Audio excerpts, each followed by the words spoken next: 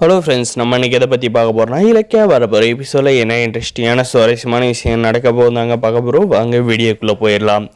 நம்மளுடைய இலக்கியா பார்த்திங்கன்னா வெளியில் போயிட்டு வீட்டுக்கு வராங்க. என்னம்மா இலக்கியா, எங்கம்மா போயிருந்தேன்? நீ வீட்டில் இல்லாதனால அந்த பைரவி பயங்கரமாக கோவப்பட்டா அப்படின்ற மாதிரி சொல்கிறாங்க. அதுக்கு பற்றி என்ன ஆச்சாத்தா அப்படின்ற மாதிரி நம்ம இலக்கியா கேட்டதுக்கு, நீ வீட்டில் இல்லாததும் லாக்கர் சாமி எடுத்துகிட்டு போயிட்டு வீட்டான ஒரு கார் கூட இல்லை. அந்த பைரவி எங்கேயோ மீட்டிங் போகணுன்ட்டு ரொம்ப அவசரப்பட்டு இருந்தா. உன்னை மீட்டிங் போயிட்டு வச்சுக்கிறேன்னு சொல்லிட்டு போயிருக்கா அப்படின்ற மாதிரி சொல்கிறாங்க. இது போக என்னை பயங்கரமாக கேள்வி கேட்டுட்டு போயிட்டா. என்னால் எந்த பதிலும் சொல்ல முடியல. வேணும்னா ஃபோன் பண்ணி திட்டிக்கன்னு போயிட்டேன். இதுக்கு மேலே தான் உனக்கு கச்சேரி வச்சுக்கிறேன்னு போயிருக்கா. என்ன நடக்க போகுதுன்னு தெரியல இலக்கியா அப்படின்ற மாதிரி நம்மளுடைய ஜானகி சொல்கிறாங்க.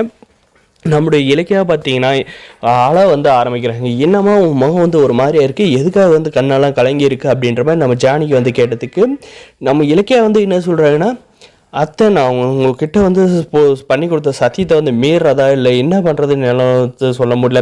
என்னம்மா சத்தியம் அப்படின்ற மாதிரி கேட்டதுக்கு, ரேவதி அம்மா தான் கௌதமோட அம்மான்ற கௌதம் கிட்ட சொல்லலாமா என்னான்ட்டு நான் யோசிக்கிறேன். இலக்கியா அப்படி மட்டும் ஒரு விஷயத்தை செஞ்சிடாது அப்படின்றாங்க. இப்போ அதுக்கு என்ன அவசரம் அப்படின்ற மாதிரி நம்முடைய ஜானி கேட்டதுக்கு, ரேவதி அம்மா பிளட் கேன்சரால் ரொம்ப நாளாக அவதிப்பட்டு இருந்துக்காரங்க. யாருக்குமே சொல்லாத. இப்போ அவங்க ஹாஸ்பிட்டலில் அட்மிட் ஆகியிருக்காங்க. நான் இப்போ அவங்கள தான் பார்த்துட்டு வந்திருக்கேன்.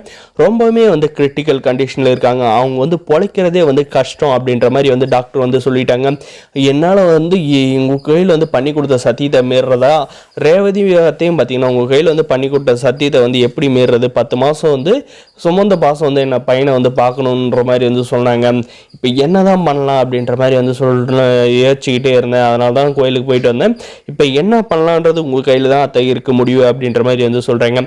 அதுக்கு பார்த்தீங்கன்னா நம்முடைய ஜானி வாய்ப்பே இல்லை, கௌதம் ரேவதியோட மகன்றது தெரியவே கூடாது அப்படின்ற மாதிரி சொல்கிறாங்க. இதெல்லாம் பார்த்தீங்கன்னா நம்முடைய கௌதம் கேட்டுட்டு அப்புறம் பார்த்தீங்கன்னா கௌதம் என்ன செய்ய போகிறாரு அப்படின்றதாங்க இருக்க போகுது. இருந்தாலுமே என்ன தான் பேசுகிறாங்க அப்படின்ற பார்க்குற பார்த்தீங்கன்னா துளி கூட வாய்ப்பே இல்லை. அந்த ரேவதி செத்துக்கிட்டு போகிறா. ஆனால் இந்த உண்மை கௌதம் தெரிஞ்சுன்னா அவன் பயங்கரமாக கோவப்படும்.